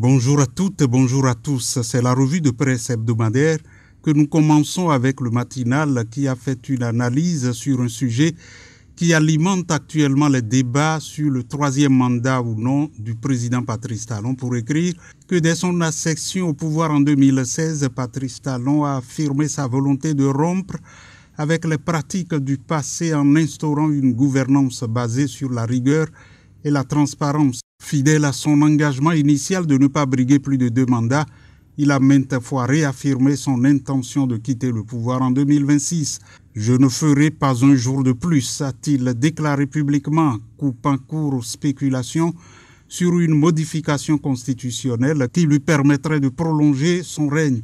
Partant de la ferme volonté du chef de l'État, le journal note que la tradition d'alternance démocratique instaurée depuis Mathieu Kérékou et Boni Yayi renforce cette tendance en 2026. Le pays devra donc se choisir un nouveau leader dans le respect de ses principes démocratiques, a laissé entendre le journal. C'est dans ce contexte que la Nouvelle Tribune s'intéresse à la communauté internationale et pointe que le Bénin traverse une période de turbulence politique depuis plusieurs années. Les réformes initiées sous la présidence de Patrice Talon ont profondément modifié le paysage politique, provoquant des débats sur l'inclusivité. C'est dans ce cadre qu'au regard des élections de 2026 qui s'approchent, des appels sont lancés à l'endroit de la communauté internationale pour s'intéresser à la situation politique au Bénin. Seulement, on se demande ce que peut bien cette communauté internationale pour le peuple béninois à l'heure actuelle, se questionne le journal. Et plus encore, les questions de petite tension que soulève Matin Libre, pour lequel la police républicaine a interdit le dimanche 9 février 2025 un meeting du parti d'opposition Les Démocrates à Abomey-Calavi, ceci suscitant la colère des députés de l'opposition, même si l'autorité communale ayant pris cette décision a tenté de se justifier. Le parti Les Démocrates a à nouveau perturbé dans la tenue d'un meeting dans le cadre d'une campagne de reddition de comptes entamée par les élus du parti d'opposition. Les militants de plusieurs communes sont rencontrés, histoire d'être outillés sur les actions du parti, notamment au Parlement. Alors qu'ils se sont mobilisés pour cet exercice à Abomey-Calavi, élus et militants n'ont pu accéder au lieu de ce meeting. Le maire d'Abomey-Calavi, Angelo Awandjinou, a défendu la décision de la police. Joint, il affirme que le parti n'avait pas complété le processus de demande d'autorisation. Fraternité a complété que le groupe parlementaire Les Démocrates a donné à son siège à Fifadji une conférence de presse pour dénoncer les interdictions tous azimuts des activités politiques du parti, de la flamme allumée. À l'occasion, l'honorable Bonjima Kolaole a rappelé les griefs qui justifient leur sortie médiatique. D'abord, il a noté que de Malanville à Ouaké, en passant par Abomey-Calavi, les éléments de la police républicaine ont empêché la tenue des activités politiques du parti Les Démocrates, pourtant prévues par la loi. Les constats sont inadmissibles et révoltants. Il faut un sursaut patriotique pour ensemble dire « trop c'est trop », a-t-il clamé, tout en rappelant que le Bénin est un et qu'il est le même pour tous. Il a ajouté « il n'y a pas un Bénin de l'UP Le Renouveau, un Bénin du BR et un autre Bénin pour les démocrates ». Et de son côté, le matinal de se pencher sur la dernière sortie de l'ancien président du Parlement béninois, Adrien Mbedji, et de faire noter qu'après les déclarations fracassantes du président de l'ex-parti du Renouveau démocratique, l'ancien président de l'Assemblée nationale, faisant le procès du pouvoir en place, les choses ont très vite évolué. À la faveur du 25e anniversaire de décès de l'un des pères fondateurs de l'ex-PRD, Mouchara Foubadamassi, la pose du logo de ce parti à l'entrée du siège national de l'Union progressiste, le Renouveau, à Porto Novo, et des invitations au nom du PRD signées du député de l'UP Le Renouveau, Charlemagne Honfort, viennent semer plus la confusion dans la mouvance. Et toujours dans ces colonnes, le matinal rapporte que la corruption au Bénin est en net recul. En témoigne le dernier classement dévoilé par Transparency International sur les niveaux de corruption au plan mondial, et dans lequel le Bénin est logé au 69e rang sur 180 pays. Un classement qui, selon le haut-commissaire à la prévention de la corruption, Jacques Migan, témoigne des efforts constants et soutenus du pays en matière de bonne gouvernance. Il a fait savoir au travers d'un communiqué rendu public le 12 février 2025. Fraternité notait qu'avec un score de 45, le pays se classe désormais 69e sur 180 nations pour l'année 2024. Ce classement révèle une amélioration notable pour le Bénin, marquée par une progression de 2 points par rapport à l'année précédente. Cette évolution est saluée par l'expert Gérard Sokegbe et également reconnue par le Haut-Commissariat à la prévention de la corruption. Elle reflète les réformes entreprises, notamment la digitalisation, qui contribue à limiter les contacts directs et à réduire les pratiques corruptives. Gérard Sokegbe confirme que cette hausse de l'indice témoigne d'une crédibilité accrue du Bénin, tant auprès des acteurs économiques que des partenaires internationaux. Le Matin ajoutera que c'est sous l'impulsion du président de la République que des réformes audacieuses ont été mises en place pour renforcer le cadre juridique dans une lutte sans merci contre l'impunité et promouvoir la transparence dans les procédures administratives et garantir la responsabilité des acteurs publics et privés. Lutte contre l'extrémisme violent, affichait Libération, on va vers la prise en charge psychologique des militaires au front. Fraternité pointait que malgré les attaques terroristes successives au nord du Bénin, surtout celle du 8 janvier 2025, l'armée béninoise tient encore bon. Mieux, elle a décidé de porter secours aux militaires blessés et ainsi, l'état-major a décidé d'évacuer les soldats blessés dans les différentes attaques. Ils se feront soigner à l'hôpital français La Croix-Saint-Simon. Selon les informations recueillies, le premier officier s'y est rendu le mardi 10 février à bord d'un vol régulier. D'autres suivront la semaine prochaine.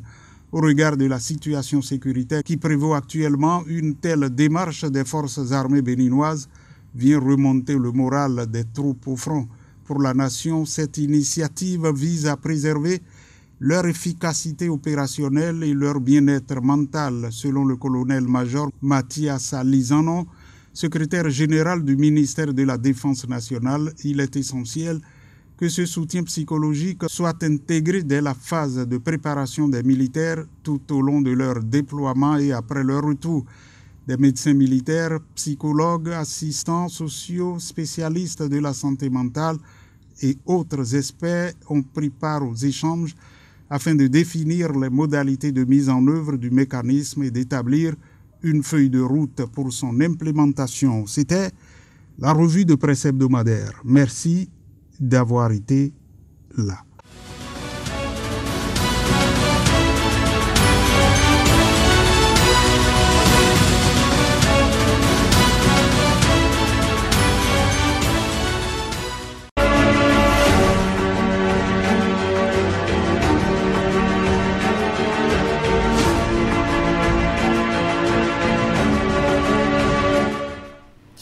Merci à vous, à Siongbon Kani, à Siongbon, pour cette revue de presse hebdomadaire. C'est le moment, mesdames et messieurs, de passer au décryptage de l'actualité nationale avec notre invité qui vient de s'installer, Stéphane Arien Rosso. Bonjour. Bonjour, Idriss Oudoukaï. Analyste politique, rédacteur en chef du quotidien L'Autre Vision. Bon retour sur le plateau du grand format. Premier sujet avec vous, cette leçon que l'on tire de la gouvernance de l'administration.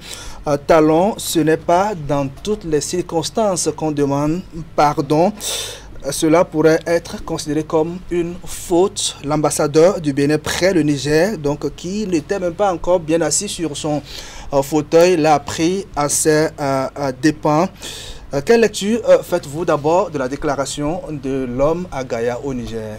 Oui, comme tu l'as si bien dit tout à l'heure, c'est vrai que dans certaines conditions, comme le chef de l'État l'a évoqué, le pardon peut être considéré comme une faute. Bon, est-ce que en la matière, c'est une faute? Du moins, les autorités béninoises n'entendent pas cela, ne perçoivent pas la chose de la meilleure des manières. C'est d'ailleurs pour cela qu'ils ont rappelé l'ambassadeur. Qui n'est pas d'ailleurs déjà une révocation. Oui. Il faut que pour consultation. On l'a rappelé pour consultation. Il n'est pas encore l'expression des diplomatiques. Donc il n'est pas encore révoqué de son fauteuil. On va peut-être espérer dans les tout prochains jours pour voir la décision qui va sortir. Toujours est-il que en l'état, sa déclaration n'est pas approuvée par l'administration centrale béninoise. Maintenant, est-ce que c'est une déclaration juste ou pas? On n'a pas forcément tous les éléments contextuels pour apprécier la chose à sa juste valeur, mais d'un certain point de vue psychologique, on peut tenter de comprendre la démarche de l'homme qui peut-être est allé là-bas dans un contexte un peu conflictuel et qui a peut-être voulu, dans le cadre d'un dégel, de favoriser un climat de travail assez agréable pour lui, a certainement dû lâcher le mot. Peut-être qu'il le disait à huis clos. Voilà, maintenant, voilà, c'est là que je voudrais en venir. Peut-être qu'il ne s'attendait pas à la forte médiatisation qui en a suivi. Donc, moi, je pense que c'est peut-être la médiatisation qui lui a été défavorable. Et donc, les contextes dans lesquels il a pu sortir la phrase et l'interlocuteur qu'il avait en face de lui, quelle avait été sa déclaration, pourquoi l'avait-il dit et dans quelle intention. Donc il faut pouvoir apprécier tout cela pour voir si ce qu'il a dit était une faute diplomatique ou bien lui étant sur le terrain a voulu se créer une certaine condition pour faire le travail. Toujours est-il qu'il est le mieux placé pour pouvoir expliquer fondamentalement les contextes dans lesquels il a pu dire ça. Maintenant que il représente l'autorité centrale, je pense que ça va peut-être l'amener à se raccorder et à savoir que peut-être quand on représente un État, parfois il y a un seul mot peut être mal interprété, mal compris. Parce que le fait de dire que le Bénin demande pardon dans un contexte là, c'est comme si on mettait le Bénin à genoux. Diplomatiquement, ça ne s'appréhende pas. Maintenant, c'est que pourquoi cela devrait fondamentalement gêner? Ça, c'est une question que je me pose. Si tant est que on a su que dernièrement, les deux pays se sont rapprochés. Et s'ils se sont rapprochés, ils ont échangé.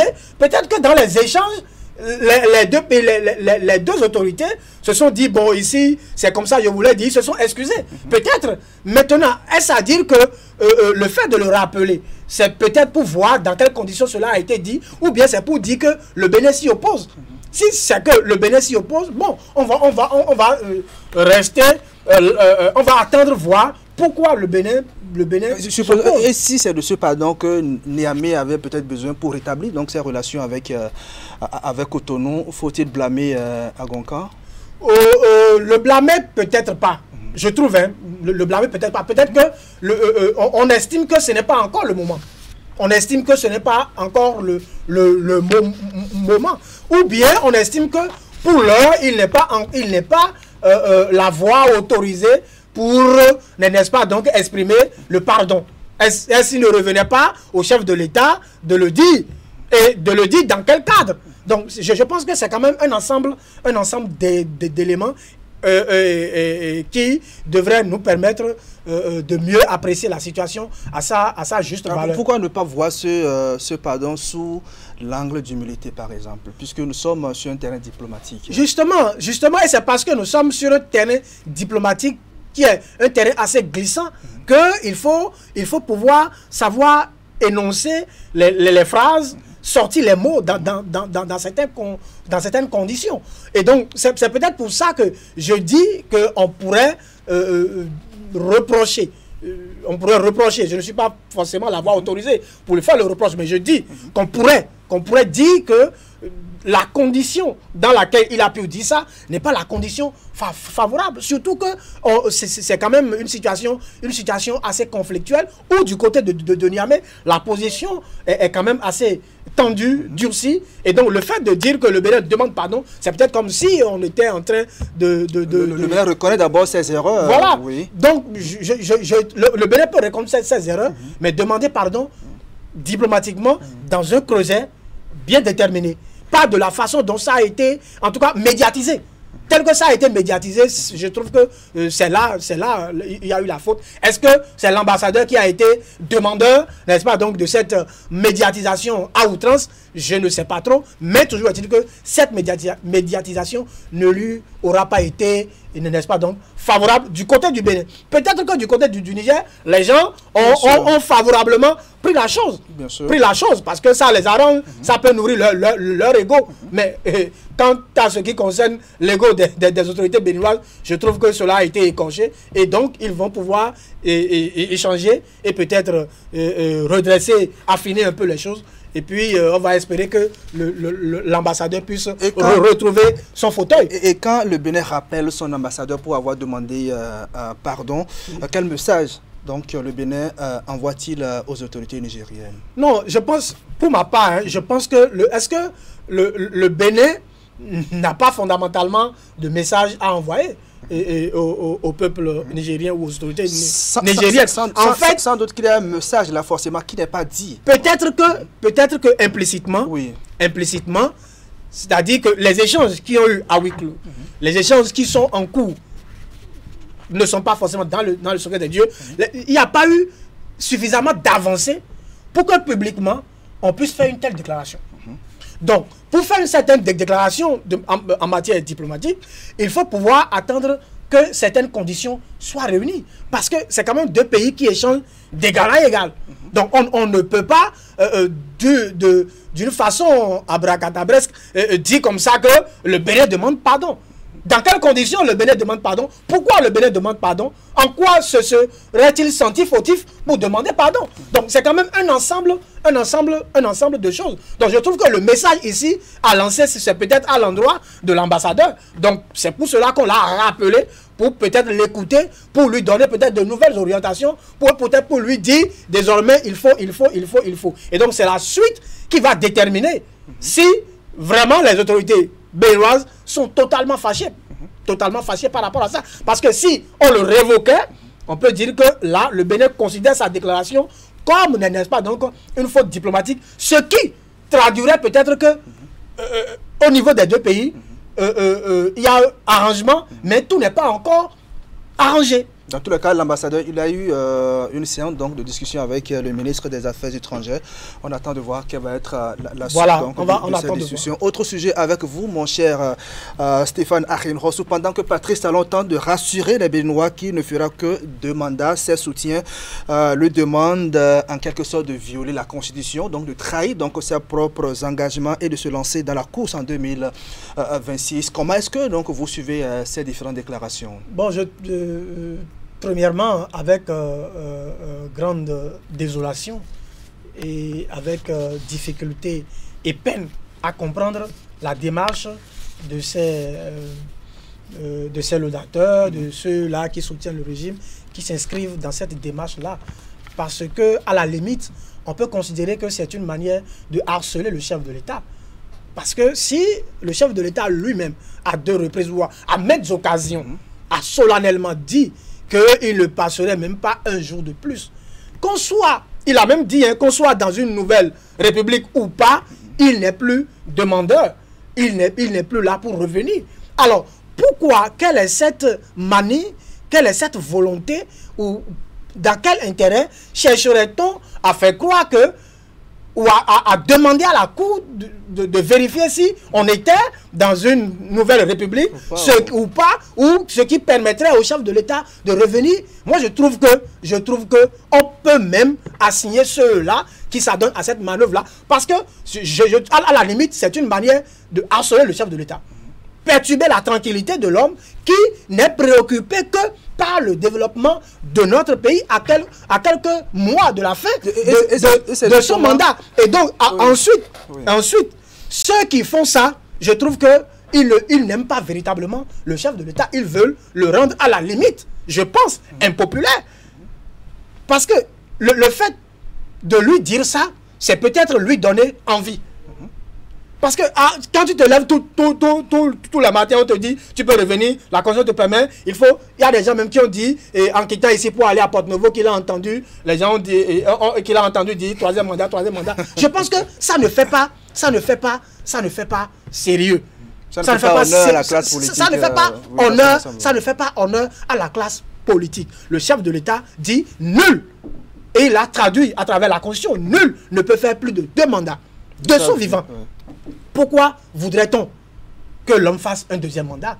Ceux qui le font, un 3e mandat, ceux qui le font, ne le font pas dans l'intérêt du chef de l'État, dans leur propre intérêt. Et l'histoire politique de notre pays le montre assez bien, parce que à la fin des 2e mandats des chefs de l'État, on a toujours vu des gens autour d'eux qui veulent toujours manipuler les choses et les amener à revenir. Kérékou, le fait Mathieu, on a vu. On a vu des initiatives. Ne touche pas à ma constitution de Rekia Madougou. Est-ce que le feu général Mathieu Kérékou avait-il demandé cela? Je ne pense pas. Ceux qui demandaient cela à l'époque, c'était pour préserver leurs postes, leurs intérêts égocentriques et égotiques. À la fin du mandat de Boni Yayi, même chose. Alors, qui peut mettre fin à ça, si ce n'est que le chef de l'État lui-même? Je trouve qu'il revient d'abord, au chef de parti. De mettre un thème, de rappeler ces gens-là à l'ordre. On a vu qu'un ministre a été démis de ses fonctions, justement, au niveau de son parti et au niveau du gouvernement, parce qu'on estime qu'il s'adonnait à certaines manœuvres qui ne respectaient pas la ligne du parti politique. Et puis il y a un ministre conseiller récemment qui publiquement a dit que Patrice Talon doit faire un 3e mandat. Moi, ce qui m'amène à me demander si ceux qui viennent dire publiquement ces choses-là, on sait de quel parti ils sont.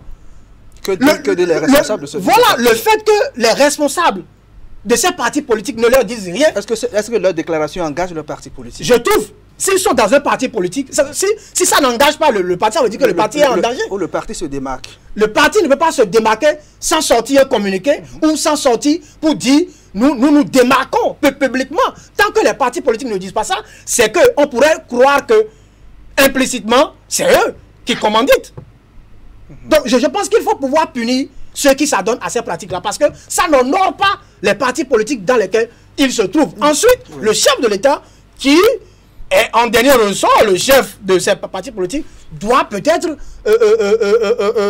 taper du poing sur la table, les ramener à l'ordre. Parce que c'est à la limite, c'est trouble à l'ordre public. C'est trouble à l'ordre public et c'est dérangeant. Et c'est même pour la tranquillité de notre chef de l'État qu'il faut demander que ces gens-là arrêtent. Parce que ça le perturbe dans l'élan de développement du Bénin. C'est dérangeant. Des gens ont été condamnés pour apologie de coup d'État, je ne sais quoi, dans ce pays. Est-ce que dans ce cas, on est en train de faire l'apologie du 3e mandat, donc en violation donc, de la Constitution? Il n'y a pas meilleur mot pour expliquer ce qui se passe. C'est une sorte d'apologie du 3e mandat, alors que cela est anticonstitutionnel. C'est pourquoi je dis que c'est quand même extrêmement grave que cela se passe au vu et au su de tout le monde sans que rien ne se fasse. Sans que rien ne se fasse. Si le chef de l'État, à maintes reprises, n'était pas sorti pour dire qu'il n'est pas demandeur d'un 3e mandat, on peut rester un peu dubitatif et se dire que est-ce que quelque part ce n'est pas le chef de l'État derrière qui le leur demande. Mais alors que l'homme à exprimer cela, que ceux-là sortent pour dire ça, je trouve que c'est quand même ahurissant. On ne peut pas forcer quelqu'un à faire un 3e mandat parce que, 1, la Constitution ne lui permet pas, 2, il n'est pas demandeur lui-même, 3, le fait de lui demander ça, c'est perturber sa tranquillité, c'est le harceler, c'est déranger la constitution béninoise, et ceux-là doivent être interpellés. La réforme du système partisan, elle est censée renforcer les partis politiques, dynamiser les partis politiques pour leur permettre effectivement donc d'avoir des ambitions. Mais si les animateurs donc de ces partis politiques eux-mêmes, à la fin donc du second mandat d'un chef d'État, sont en train de faire l'apologie donc du 3e mandat, ça veut dire que nos partis politiques ne sont pas encore prêts donc pour la réforme. Je ne vois pas la chose de cette façon. Je me dis peut-être que les partis politiques font l'effort de s'adapter, n'est-ce pas donc, à la réforme du système partisan. Parce qu'on a vu que dans des cas similaires, les décisions qui ont été prises n'ont pas été des décisions équitables. Nous sommes d'accord? Et donc, on se demande si les partis politiques eux-mêmes ne sont pas en train de se chercher dans la mise en application de la réforme du système partisan. Ensuite, les partis politiques, en accord avec ce qu'exige la réforme du système partisan, peut-être dans une logique de discipline, sont en train, dans leur état-major, sont en train d'affiner les choses, de mettre les choses en ordre pour revenir, parce que n'oublions pas, si ce n'était pas le cas de la réforme du système partisan, par le passé, à 1 an ou à 8 mois du dépôt des dossiers pour les élections présidentielles, communales, je pense que le pays est déjà en ébullition. Oui, le pays est déjà en ébullition. Des couloirs sont déjà financièrement nourris. On voit des rassemblements un peu partout. Donc, je trouve que les partis eux-mêmes s'adaptent à la chose et sont en train de développer une nouvelle stratégie pour pouvoir mener le débat politique public. D'accord.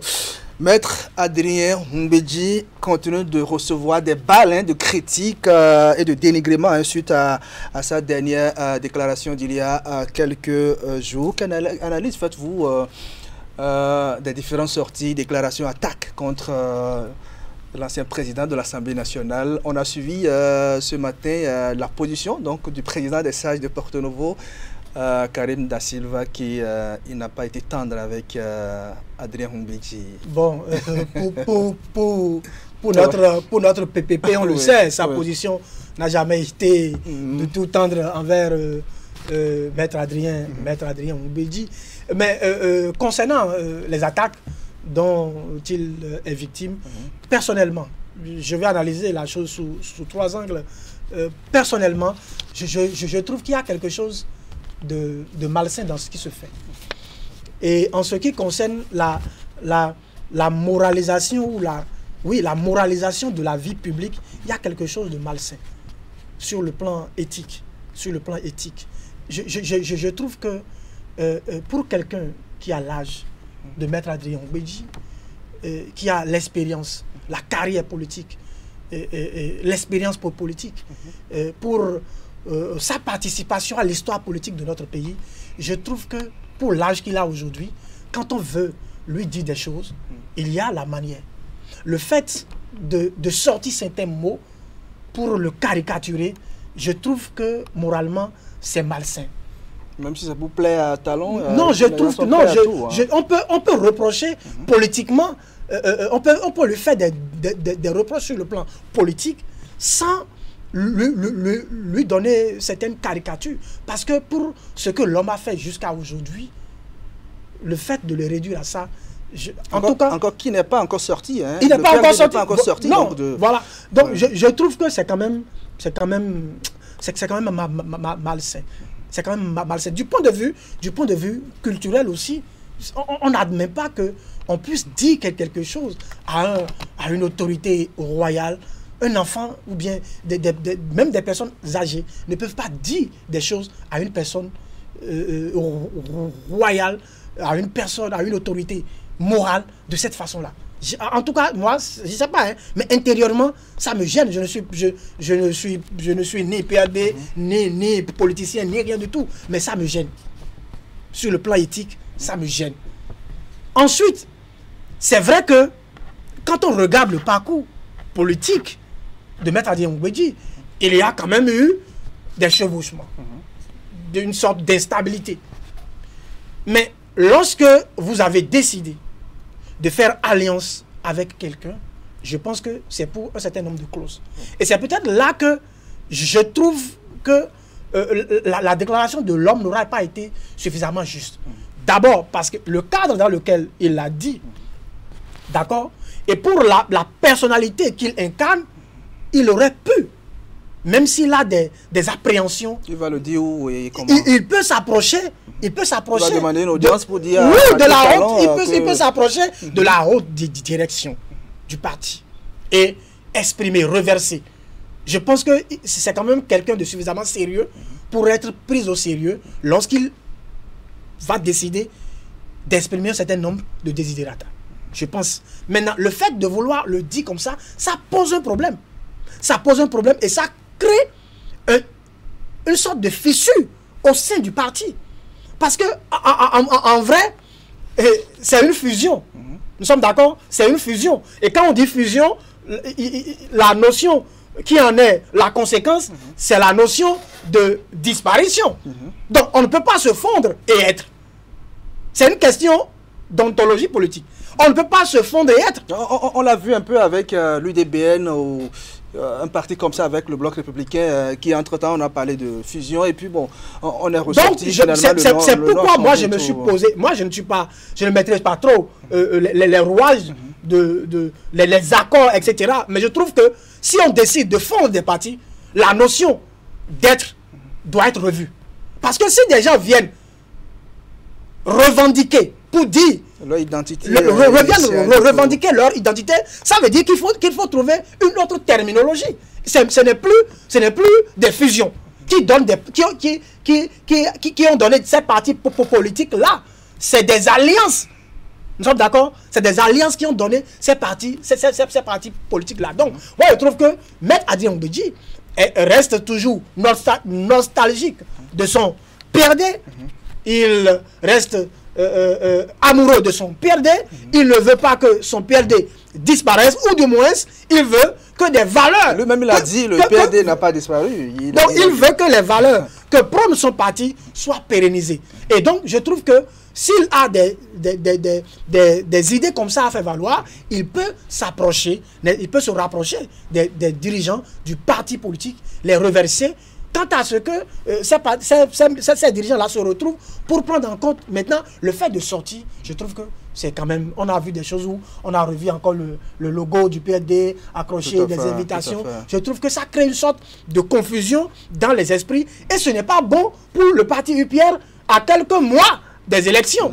Ce n'est pas bon. Et c'est pour cela que je peux comprendre l'amertume qu'expriment certains acteurs de l'UPR. Mais ce n'est pas pour autant qu'il faut... Mais ça va fragiliser une fois encore la cohésion, puisque si Maître Adrien Goumbedji est encore dans le bloc, on va dire l'Union progressiste de renouveau, et que vous, donc, le traitez de cette façon, qu'est-ce qu'il va... Justement, on ne peut pas... C'est pourquoi je dis, on peut lui faire des reproches sans pour autant le caricaturer de la sorte. Maintenant, le plus important, pour quelqu'un qui dit ça déjà, et qui a quand même des militants avec lui, qu'on le veuille ou pas, il y a des gens qui resteront fidèles à Maître Adrien Goumbedji. Il y a des gens qui vont le quitter, il y a des gens qui lui resteront fidèles.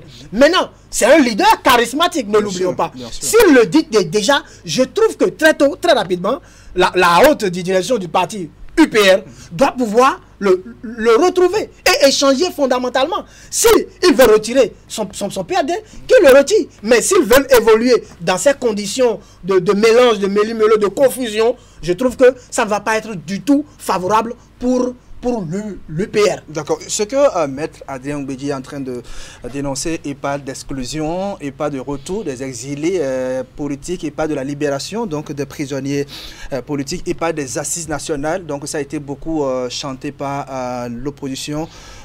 Est-ce qu'il n'est pas dans le réalisme là? Oui, je trouve. Ou du moins, j'ai trouvé qu'il était dans une sorte de réalisme politique. Mais toujours est-il que en politique, toute vérité n'est pas bonne à dire. parce qu'il faut replacer ces évidences-là dans les contextes de la couleur politique de votre parti. Et donc, quand vous avez des idées comme ça, il faut pouvoir les travailler de manière à ce que vous ne soyez pas pris à contre-pied.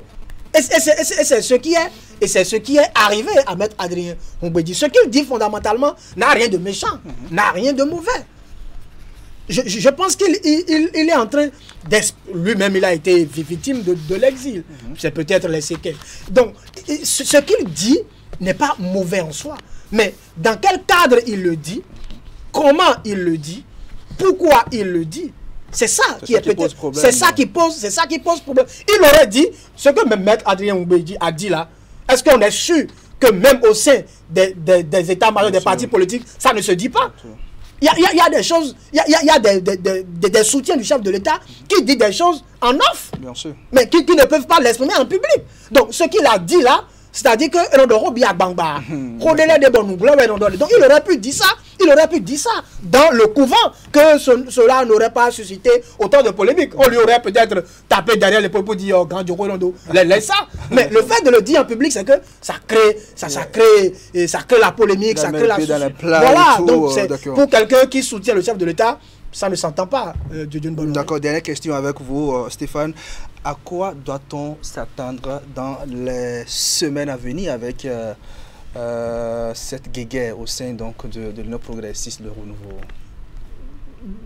Bon, on va peut-être attendre ce qui va se passer, mais je trouve que ce qui serait peut-être juste, c'est déjà que, au-delà de la polémique, au-delà des émotions, que les responsables du parti UPR rencontrent encore Maître Adrien Oumbédi. Pendant que les autres soutiens sont en train de l'insulter de l'autre côté. Oui.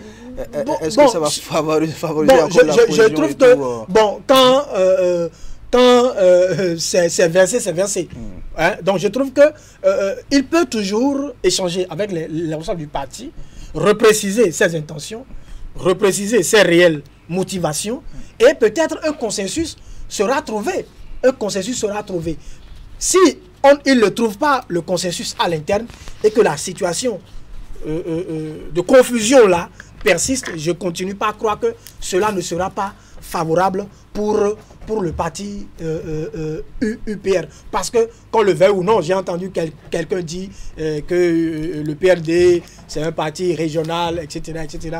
Je trouve qu'il y a des choses, quand on veut les dire, il faut les replacer dans leur contexte. Le PRD a été un parti qui a été à plusieurs élections dans ce pays. On ne peut pas traiter le PRD comme un vil parti qui ne sert à rien sur l'échiquier politique national. Il faut prendre le PRD au sérieux. Et quand son leader charismatique sort pour dire des choses comme ça, même si on n'est pas d'accord avec, vu son expérience et son travail politique, il faut pouvoir le prendre au sérieux, l'écouter, aplanir le terrain. Et s'il faut continuer, on continue. S'il faut arrêter, il faut divorcer, il faut le faire en même temps pour ne pas faire perdurer une situation conflictuelle qui ne sert pratiquement à rien. Donc on va attendre et voir ce que Maître Djokbenou fera. C'est de très bons deux avocats et politiquement ils sauront trouver le terrain d'entente. D'accord. Stéphane, notre magicien donc, que nous avons annoncé sur ce plateau ne sera pas avec nous malheureusement pour raison de santé. Il vient de nous le signaler. Ce n'est que partie remise, hein, donc on va le programmer pour la prochaine fois. En tout cas, merci beaucoup Stéphane Arinrosso, analyste politique et rédacteur en chef du quotidien L'Autre Vision. Merci pour ce regard sur l'actualité. On se retrouve dans quelques semaines. Très bon dimanche à vous. Merci. Mesdames et messieurs, c'est ici que s'arrête l'aventure grand format de ce dimanche 16 février 2025. Merci à vous qui nous suivez depuis Avamé, Sétateur et Bossito. Merci de votre fidélité au programme de 43 Bénin. On se retrouve dimanche prochain pour vous servir avec le même plaisir. Au revoir.